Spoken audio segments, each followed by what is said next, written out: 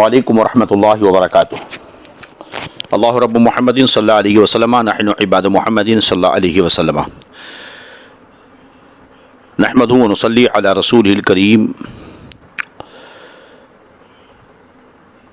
اما بعد فاعوذ باللہ من الشیطان الرجیم بسم اللہ الرحمن الرحیم قل هو اللہ احد۔ سامعین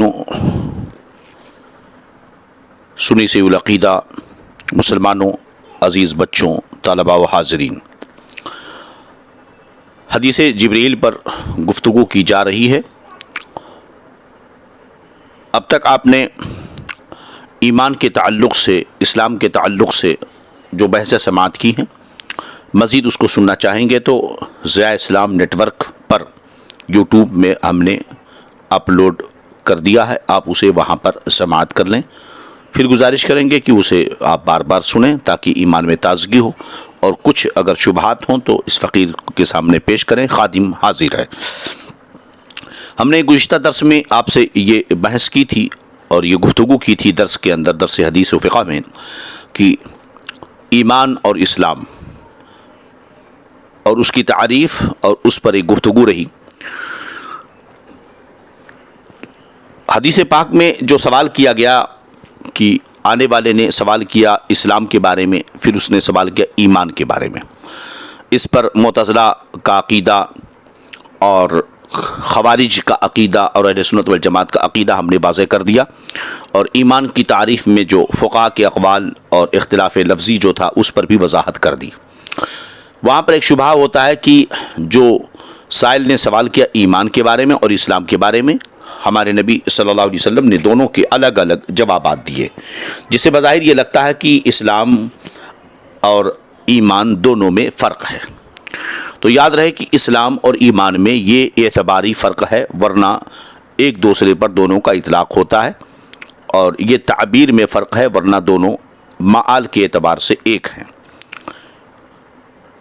اب یہاں پر گزشتہ سبق میں ہم نے یہ بھی کہا تھا کہ اسلام لانے کا مطلب شہادت، کلمہ شہادت پڑھنے کا مطلب یہ نہیں کہ صرف کلمہ پڑھ لیا جائے، بلکہ کلمہ اسلام پڑھنے کا مطلب ہے کہ تمام عقائد اسلامی اور ضروریات دین کا اقرار کرنا اور اس کی تصدیق کرنا، دل سے ماننا، یہ ضروری ہے۔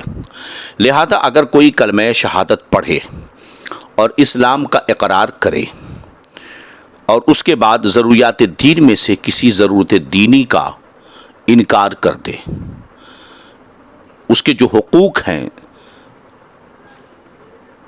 اس کا انکار کر دے، تو کلمہ اسے فائدہ نہیں دے گا کہ کلمہ پڑھنا اس کے لیے کافی ہو۔ لہذا جس چیز کو مانا جائے گا اس کے جمیع ضروریات و لوازمات کے ساتھ اسے مانا جائے گا۔ لہذا ایمان و اسلام کے سوال میں جو جواب رسول اللہ صلی اللہ علیہ وسلم نے دیا کہ اسلام کیا، فرمائے ان تشہد ان لا الہ الا اللہ، وہاں پر شہادت یعنی اجراء عمل باللسان، زبان سے گواہی دو کہ تم اللہ ایک ہے، اور یہ کہ محمد صلی اللہ علیہ وسلم اس کے بندے اور اس کے رسول ہیں۔ اور ایمان کے جواب میں کہا کہ تم یقین کرو، ان تؤمن باللہ و ملائکتہ و کتبہ و رسولہ، کہ اللہ پر یقین رکھنا، اس کے ملائکہ پر، اس کے رسولوں پر، اس کی کتابوں پر۔ تو اللہ ایک ہے، اس پر گواہی دینا اور اس کی وحدانیت کا اقرار کرنا، اس کا یہ مطلب نہیں کہ بس یوں کہہ دیا اللہ ایک ہے، اس کے بعد رب کے بارے میں جو چاہے عقیدہ رکھے کافی ہوگا۔ اللہ عز و جل کے بارے میں جو عقیدہ رکھنا ہے وہ یہ کہ اللہ ایک ہے۔ پہلی چیز یہاں پر ہم ایک ایک کر کے ذکر کریں گے، یہ کہ اللہ ایک ہے۔ چنانچہ سورہ اخلاص میں اللہ رب العزت ارشاد فرماتا ہے قل هو اللہ احد۔ یہ بھی عقیدہ رکھنا کہ اس کا کوئی شریک نہیں۔ چنانچہ سورہ بقرہ کی آیت کریمہ وَإِلَٰهُكُمْ إِلَٰهٌ وَاحِدٌ لَا إِلَٰهَ إِلَّا هُوَ، تمہارا معبود صرف ایک معبود ہے، اس کے علاوہ کوئی معبود نہیں ہے، صرف وہی ہے، اس کا کوئی شریک نہیں۔ شریک نہ ذات میں، نہ صفات میں، نہ افعال میں، نہ احکام میں، نہ اسما میں۔ اس کی ذات میں بھی کسی کو شریک نہیں ٹھہرایا جا سکتا کہ رب کی جیسی ذات ہے اسی ذات کا کوئی دوسرا بھی ہو، معاذ اللہ۔ اس کی صفات میں بھی کسی کو شریک نہیں ٹھہرایا جا سکتا ہے، اس کے افعال میں بھی کسی کو شریک نہیں ٹھہرایا جا سکتا کہ اس سا کام کوئی اور ہو۔ تو جیسا کہ اللہ نے سورہ انعام میں فرمایا لا شریک لہ، اس کی ذات میں اس کا کوئی شریک نہیں ہے۔ اسی طرح شرح فقہ اکبر میں ملا علی قاری کی یہ فرمایا واللہ تعالی واحد اے فی ذاتہ، یعنی اللہ ایک ہے اپنی ذات میں، یہاں تک کہ یہ وہم نہ ہو کہ اس کے بعد کوئی اور ہے، ذات کے اعتبار سے ایک ہے، اور نہ ہی اس طریقے سے کہ اس کا کوئی شریک ہو، نہ تو ذات میں اور نہ ہی اس کی صفات میں۔ لہذا ضروری ہوگا کہ اسے ہر طرح کی تشبیہ سے، نظیر سے، مثیل سے ذات اور صفات و افعال میں اسے پاک مانا جائے۔ لہذا مشبہہ کا عقیدہ یہ بھی باطل اور غلط ہے۔ چنانچہ علامہ ساوی نے حاشیہ ساوی میں یہ فرمایا سورہ اخلاص کی آیت کے تحت وَالتَّنَزُّهُ عَنِ الشَّبِيهِ وَالنَّظِيرِ وَالْمَثِيلِ فِي الذَّاتِ وَالصِّفَاتِ وَالْأَفْعَالِ، کہ اللہ رب العزت کو پاک ماننا ہے شبیہ سے، نظیر سے، مثیل سے، اس کی ذات اور صفات میں۔ اس پر بڑی تفصیلی بحث سیدی اعلیٰ حضرت مجدد اسلام امام احمد رضا خان علیہ رحمت و رضوان نے اپنے رسالہ اعتقاد الاحباب فی الجمیل مصطفیٰ والآل والاصحاب میں کی ہے۔ افادے کے لیے اس کا مطالعہ ضرور کرنا چاہیے۔ اب رہا یہ کہ اس کے حکم میں کوئی شریک ہو سکتا ہے، لہذا نہیں، یہ بھی عقیدہ ضروری ہے کہ اس کے حکم میں بھی کوئی اس کا شریک نہیں ہے۔ چنانچہ سورہ کہف کی آیت کریمہ وَلَا يُشْرِكُ فِي حُكْمِهِ أَحَدًا، ہاں کہ اس کے حکم میں کوئی بھی شریک نہیں ہو سکتا ہے۔ اسی آیت کے تحت علامہ طبری نے تفسیر طبری میں فرمایا کہ وَلَا يَجْعَلُ اللَّهُ فِي قَضَائِهِ وَحُكْمِهِ فِي خَلْقِهِ أَحَدًا سَوَاهُ شَرِيكًا بَلْ هُوَ الْمُنْفَرِدُ بِالْحُكْمِ وَالْقَضَاءِ فِيهِمْ وَتَدْبِيرِهِمْ وَتَصْرِيفِهِمْ فِي مَا شَاءَ وَأَحَبَّ، کہ اللہ رب العزت اپنے فیصلے میں، اپنے حکم میں، اپنی تخلیق، اپنے پیدا کرنے میں وہ کسی کو پیدا کر رہا ہے، کسی کو بھی کسی طریقے کا وہ شریک نہیں ٹھہراتا، بلکہ وہ منفرد ہے اپنے حکم میں، اپنی قضاء میں، سب میں، اپنی تدبیر میں اور تصرفات میں، جو وہ چاہے، جو پسند کرے۔ یہاں تک کہ اس کے نام میں بھی کوئی شریک اس کا نہیں ہو سکتا۔ لہذا اللہ رب العزت کا جو نام ہے وہ نام بھی کوئی اس نام کا نہیں ہو سکتا، شریک ٹھہرایا نہیں جا سکتا۔ آج کل ایک وبا لوگوں میں بہت پھیلی ہوئی ہے کہ لوگوں کا نام مثلاً عبد الصمد رکھا جاتا ہے۔ صمد نام رکھنا تو جائز نہیں، عبد الصمد رکھا جاتا ہے، مگر لوگ اسے صمد کہہ کے پکارتے ہیں، یہ حرام ہے۔ عبد الرحمن نام ہے، اسے رحمان کر کے پکارتے ہیں، یہ حرام ہے، اور بلکہ بعض صورتوں میں تو کفر تک بھی لے جائے گا۔ اسی طرح جو ہے اور بھی نام عبد الغفور نام رکھا تو معاذ اللہ لوگ اسے غفور بھائی کہہ کے پکارتے ہیں۔ لوگوں کو ان ساری چیزوں سے توبہ کرنی چاہیے اور ایسی حرکتیں نہیں کرنی چاہیے۔ قرآن پاک میں اللہ رب العزت ارشاد فرماتا ہے هل تعلم له سميا، سورہ مریم شریف میں اللہ فرماتا ہے یہ آیت کریمہ کہ اس کا نام والا، اس کے نام میں کوئی اس کا شریک نہیں ہے۔ چنانچہ تفسیر کبیر میں اسی آیت کے تحت فرمایا المراد انہ سبحانہ لیس لہ شریک فی اسمہ، کہ یہاں مراد یہ ہے کہ اللہ رب العزت اس بات سے پاک ہے کہ اس کے نام میں اس کا کوئی شریک ہو۔ اسی طرح وہ واجب الوجود ہے، وہ واجب الوجود ہے۔ لہذا ملا علی قاری نے شرح فقہ اکبر میں فرمایا لا یشبہ شیئا من الاشیاء من خلقہ، اے مخلوقاتی، یعنی اس کے مخلوق میں کوئی بھی شے اس کے مشابہ نہیں ہو سکتی ہے۔ کیوں؟ اس لیے کہ فرمایا لأنہ تعالی واجب الوجود لذاتہ وما سواہ ممکن الوجود فی حد ذاتہ، اس لیے کہ اللہ تبارک و تعالی اپنی ذات میں واجب الوجود ہے۔ واجب الوجود وہ جس کا وجود ضروری ہو اور وہ اپنے وجود میں کسی کا محتاج نہ ہو، اور اس کے علاوہ جو بھی ہے کچھ ما سوی اللہ سب ممکن الوجود ہے اپنے حد ذات میں۔ سب ممکن الوجود ہیں. فواجب الوجود هو الصمد الغنی الذي لا يفتقر الى شيء ويحتاج كل ممكن اليه في ایجاده وامداده. تو واجب الوجود وہ بے نیاز ہے، غنی ہے، وہ کسی چیز کا محتاج نہیں ہے، بلکہ ہر ممکن اپنے وجود میں اور اپنے پھیلاؤ میں اس کا محتاج ہے. چنانچہ اللہ رب العزت ارشاد فرماتا ہے واللہ الغنی وانتم الفقراء، اللہ غنی ہیں اور تم سب کے سب محتاج ہو. تو ما سوا اللہ ہر شے رب کی محتاج ہے اپنے وجود میں، اپنے ایجاد میں اور سب میں، اور اللہ اپنے وجود میں کسی کا محتاج نہیں، کیونکہ وہ واجب الوجود ہے. وہ واجب الوجود ہے یعنی اس کا وجود ضروری ہے. واجب الوجود کا مطلب جس کا وجود ضروری ہو.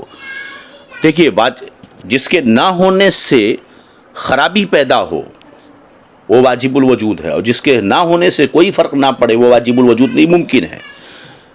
تو رب کا اگر وجود معاذ اللہ نہ مانا جائے تو پھر کائنات کا وجود کہاں، کسی چیز کا وجود ہی نہیں. اس کی ذات واجب الوجود ہے، یعنی اس کا موجود نہ ہونا ناممکن ہے. کائنات موجود ہے، اس کا عدم یعنی رب کا عدم محال ہے، عدم محال ہے، اور وہ کیا ہے؟ قدیم ہے. رب تبارک و تعالیٰ کیا ہے؟ قدیم ہے، یعنی ازلی ہے، ابدی ہے، کبھی اس پر فنا واقع نہیں ہوئی. اس کی وجود کی ابتدا اور انتہا کے بارے میں ہم بحث نہیں کر سکتے. اس کی وجود پر عدم سابق نہیں ہے. لہذا یہ بھی ماننا ہوگا کہ اللہ تبارک و تعالیٰ اس کی ذات کبھی معدوم نہیں ہو سکتی، بلکہ وہ قدیم ہے، یعنی ہمیشہ سے ہے. ازلی کے بھی معنی یہی ہیں کہ وہ باقی ہے. کیا ہے؟ وہ باقی ہے. تو وہ باقی ہے، ہر شے تو فنا ہو سکتی ہے اور ہو جائے گی، مگر رب کی ذات ازلی ہے، ابدی ہے، قدیم ہے. چنانچہ سورہ قصص میں اللہ رب العزت ارشاد فرماتا کل شیء ہالک الا وجہہ، الا وجہہ، ہر شے ہلاک ہونے والی ہے سوائے رب کی ذات کے. اور سورہ رحمان میں اللہ فرماتا ہے کل من علیہ فان ویبقى وجہ ربک ذو الجلال والاکرام، ہمیشہ رہے گا، ہمیشہ سے ہے، اسی کو ابدی بھی کہتے ہیں. وہی اس کا مستحق ہے کہ اس کی عبادت کی جائے. اللہ کے علاوہ کوئی مستحق نہیں کہ اس کی عبادت کی جائے، اس لیے کہ عبادت سب سے زیادہ انتہائی تذلل اور جھکنے کا نام ہے. اور جو چیز اپنی وجود میں اور اپنے پھیلاؤ میں خود محتاج ہو اس کی کوئی عبادت کیا کرے گا. لہذا اس شان کی ذات صرف اللہ رب العزت کی، لہذا وہی عبادت کا مستحق ہے.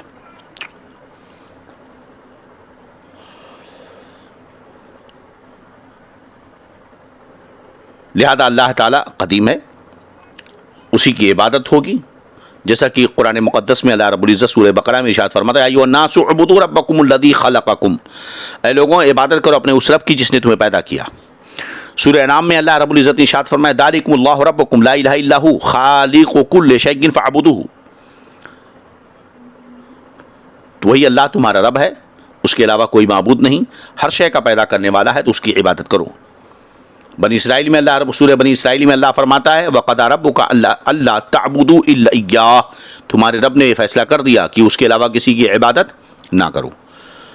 سورہ یوسف میں ارشاد فرمایا أَمَرَ أَلَّا تَعْبُدُوا إِلَّا إِيَّاهُ، رب کا یہ حکم ہے کہ اس کے علاوہ کسی کی عبادت نہ کرو. اللہ کے بارے میں یہ بھی عقیدہ رکھنا ہوگا کہ وہ بے پرواہ ہے، کسی کا محتاج نہیں، تمام عالم اس کا محتاج ہیں. کیوں؟ اس لیے کہ وہ صمد ہے. کیا ہے وہ؟ اللہ الصمد، ہاں وہ بے نیاز ہے. چنانچہ شرح فقہ اکبر میں اور منہ روز الاظہر میں یہ ہے اللہ الصمد کی تفسیر میں المستغنین کل احد والمحتاج الیہ کل احد. وہ بے پرواہ ہے، کسی کا محتاج نہیں، تمام جہاں اس کا محتاج ہے۔ یہ بھی عقیدہ رکھنا ہوگا کہ اس کی ذات کا ادراک عقلاً محال ہے، یعنی اللہ رب العزت کی ذات کو عقلاً سمجھنا یہ محال ہے۔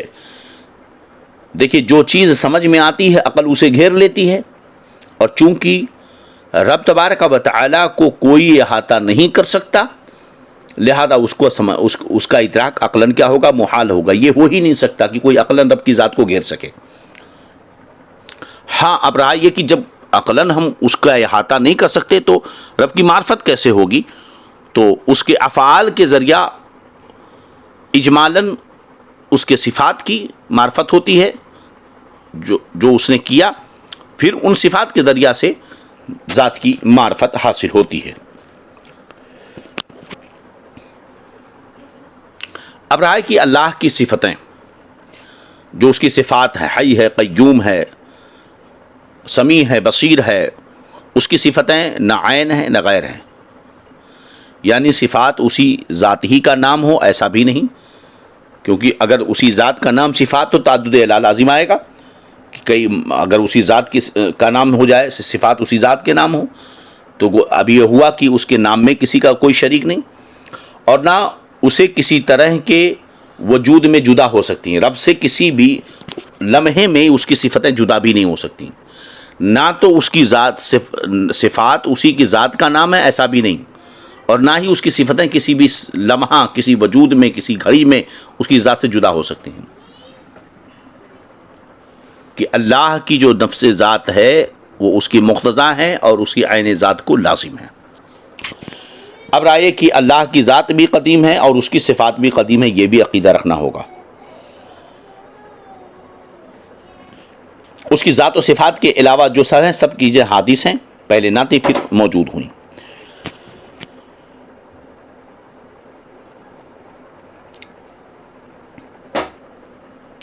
جو عالم میں، دنیا میں کسی بھی شے کو قدیم مانے یا اس کے حدوث میں شک کرے وہ کافر ہوگا، یعنی صرف ایک ہی ذات قدیم ہے، بس رب عز و جل کی، اس کے علاوہ کوئی ذات قدیم نہیں۔ اگر کوئی عقیدہ رکھے کہ فلاں قدیم ہے جیسا کہ کافروں کا عقیدہ ہے تو وہ شخص کافر ہے۔ اور یہ بھی یاد رہے کہ نہ وہ کسی کا باپ ہے، نہ بیٹا ہے، نہ اس کے لیے بیوی ہے، لہذا جو اسے باپ یا بیٹا بتائے یا اس کے لیے بیوی ثابت کرے کافر ہے، اور جو ثابت نہ کرے بلکہ ممکن مانے تو وہ بھی گمراہ بددین ہے، کیونکہ یہی قرآن کا حکم ہے۔ سورہ اخلاص میں فرمایا لم یلد ولم یولد، سورہ جن میں فرمایا متخذ صاحبۃ ولا ولدا، نہ اس نے بیوی بنائی نہ بچے۔ سورہ مریم میں فرمایا وما ينبغي للرحمن ان يتخذ ولدا، اللہ کی شان نہیں ہے رحمان کی کہ وہ لڑکا بنائے۔ سورہ زخرف میں فرمایا قل ان کان للرحمن ولدا فانا اول العابدین۔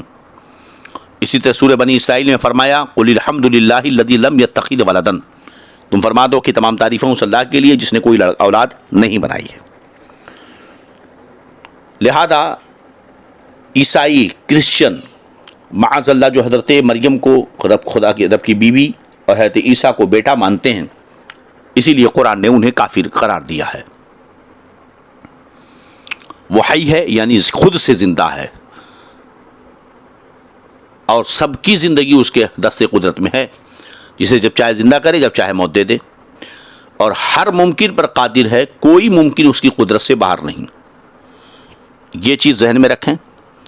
البتہ جو چیز محال ہے اللہ عز و جل اس سے پاک ہے، اس کی قدرت اسے شامل ہو، اس بات سے اس کی ذات پاک ہے کہ محال اسے کہتے جو موجود نہ ہو سکے، لہذا جو چیز بھی محال ہوگی اس کی ذات کی طرف نسبت کرتے ہوئے وہ جو ہے اس کی قدرت کے تحت داخل نہیں ہے۔ اگرچہ بندوں کے لیے ممکن ہو، جیسے جھوٹ بولنا بندوں کے لیے ممکن ہے، مگر جھوٹ ایک عیب ہے اور اللہ کے لیے عیب و نقص محال، اس لیے اللہ تعالیٰ جھوٹ پر قادر نہیں ہو سکتا کیونکہ اس کے لیے محال ہے، لہذا جو شخص رب کے لیے جھوٹ کا امکان کا قول کرے وہ کافر ہو جائے گا۔ اسی طرح دوسرے خدا کا پیدا کرنا، چونکہ دوسرے خدا کا وجود محال ہے، دوسرا خدا محال ہے یعنی یہ نہیں ہو سکتا، تو اگر اللہ کی قدرت میں ہو تو موجود ہو جائے گا تو محال نہیں رہے گا۔ لہذا اگر اسے محال مانا جائے تو اس سے وحدانیت کا انکار لازم نہیں آتا کہ خدا تعالیٰ دوسرے خدا کو نہیں بنا، دوسرے خدا کو بنانا، دوسری خدا کو پیدا کرنا یہ رب کی قدرت کے تحت داخل نہیں، وہ اس کے لیے محال ہے۔ یہ اگر کا عقیدہ رکھا جائے تو یہ وحدانیت کے خلاف نہیں ہے۔ اسی طرح رب خود کو فنا کر دے یہ بھی محال ہے، کیونکہ جو فنا ہوگا وہ تو خدا نہیں ہوگا۔ تو جب اگر یہ مان لیا جائے کہ خدا خود کو فنا کر سکتا ہے، مٹا سکتا ہے، تو پھر وہ خدا کہاں رہا؟ تو محال پر اللہ کی قدرت ماننا ہی یہ اللہ کی الوہیت کا، اس کی الوہیت کا انکار کرنا ہے۔ اس سے بہت سارے مسئلے ثابت ہو گئے۔ اسی طرح ہر کمال و خوبی کا وہ جامع ہے، ہر اس چیز سے جس میں عیب و نقص ہے وہ پاک ہے، یعنی عیب و نقصان اس میں ہونا محال ہے، بلکہ جس بات میں نہ کمال ہو نہ نقصان ہو وہ بھی اس کے لیے محال ہے۔ عیب و نقص، برائی، یہ ساری چیزیں تو اس کی ذات کے لیے محال ہیں، کیونکہ جھوٹ، برائی، عیب یہ تو بری چیزیں ہیں۔ یہاں تک کہ اللہ تعالیٰ کے لیے ایسی چیز بھی محال ہے جس میں کوئی خوبی نہ ہو، اگرچہ وہ بری نہ ہو مگر خوبی کی نہ ہو تو وہ بھی رب کے لیے محال ہے۔ مثلا جھوٹ، دغا، خیانت، ظلم، جہل، بے حیائی وغیرہ یہ عیب ہیں، اللہ تعالیٰ کے لیے یہ قطعاً محال ہے۔ اب یہ کہنا کہ جھوٹ پر قدرت ہے اس معنی کہ وہ جھوٹ بول سکتا ہے، تو گویا کہ آپ نے محال کو ممکن کہہ دیا، جبکہ اللہ کے لیے محال ہے یہ۔ اور خدا کو عیبی بتانا ہے اور خدا کو عیبی بنانا یہ بھی محال، بلکہ اگر خدا کو عیبی بنایا تو یہ خدا کا انکار ہوا۔ اور یہ کہنا کہ اگر اس پر قدرت نہ ہو تو قدرت میں نقص آ جائے گا، یہ بھی غلط، یہ باطل محض ہے یہ عقیدہ۔ بھئی اس میں اللہ کی قدرت کا کیا نقصان؟ نقصان تو اس محال کا ہے کہ تعلق قدرت کی اس میں صلاحیت نہیں ہے، کہ وہ اس لائق ہی نہیں کہ رب کی قدرت کے تحت وہ داخل ہو سکے۔ چنانچہ وہ خود بخود زندہ ہے، ارشاد فرمایا سورہ بقرہ میں، وَهُوَ الْحَيُّ الْقَيُّومُ وَهُوَ الَّذِي يُحْيِي وَيُمِيتُ، اور وہ جس کو چاہے زندہ رکھے جس سے مار دے، جیسا کہ قرآن نے فرمایا سورہ مومنون میں۔ لہذا اللہ کی جو قدرت ہے اس کی قدرت کے تحت محال داخل نہیں ہے۔ چنانچہ حاشیہ ساوی میں یہ فرمایا، من القدرت هو صفۃ اصلیۃ قائمۃ بذاتہ تعالی تتعلق بالممکنات ایجادا واعداما علی وفق الارادۃ والعلم۔ لہذا اس تعلق سے اگر تفصیل دیکھنا چاہتے ہیں تو مجدد اسلام اعلیٰ حضرت رضی اللہ عنہ کی فتاوی رضویہ شریف سے سبحان السبوح عن عیب قدم مقبوح کا مطالعہ کریں، بہت ہی فائدہ مند ہوگا۔ اللہ رب العزت کی ذات و صفات کے تعلق سے تو گویا کی کلمہ، دیکھیے یہ سارے عقیدے وہ ضروری ہیں، اور بھی بہت ساری چیزیں ہیں جس پر گفتگو اگلے درس میں ہوگی، وقت کافی زیادہ ہوا۔ تو مطلب یہ کہ کوئی کلمہ پڑھے اور ان ساری چیزوں میں سے کسی چیز کو جو ہے جو اللہ کے لیے ماننا ضروری ہے ان میں سے کسی کا انکار کر دے، جیسے کہ اس دور کے وہابیہ دیابنا، انہوں نے اپنی کتابوں میں رب تبارک و تعالیٰ کے تعلق سے جھوٹ کا امکان ثابت کیا، اور نہ جانے کیسے کیسی دلیلیں، لنگڑی لولی دلیلیں انہوں نے پیش کی کہ اللہ اگر جھوٹ پہ قدرت نہ مانو تو اللہ تعالیٰ کی قدرت میں کمی ہو جائے گی۔ یہ اللہ کی ذات اور اس کی قدرت میں کمی نہیں ہے، یہ جھوٹ ایک عیب ہے، اور عیب اس لائق نہیں کہ رب کی ذات کے ساتھ لگ سکے، لہذا قدرت میں اس میں کمی نہیں ہے۔ البتہ اگر اللہ کے لیے جھوٹ ممکن مانو گے تو رب کی الوہیت کا انکار لازم آئے گا، کہ جو عیبی ہوگا وہ خدا نہیں، جھوٹ ایک عیب ہے، اور عیب اگر خدا کے لیے ممکن مان لیا تو جو عیبی ہوگا وہ خدا نہیں، اور جو خدا ہوگا وہ عیبی نہیں، اور جھوٹ یہ عیب ہے، لہذا رب کے لیے جھوٹ محال ہے۔ اللہ رب العزت ہمیں، اللہ رب العزت اپنے پیارے حبیب صلی اللہ علیہ وسلم کے صدق و طفیل دین پر استقامت عطا فرمائے۔ السلام علیکم ورحمۃ اللہ تعالی وبرکاتہ۔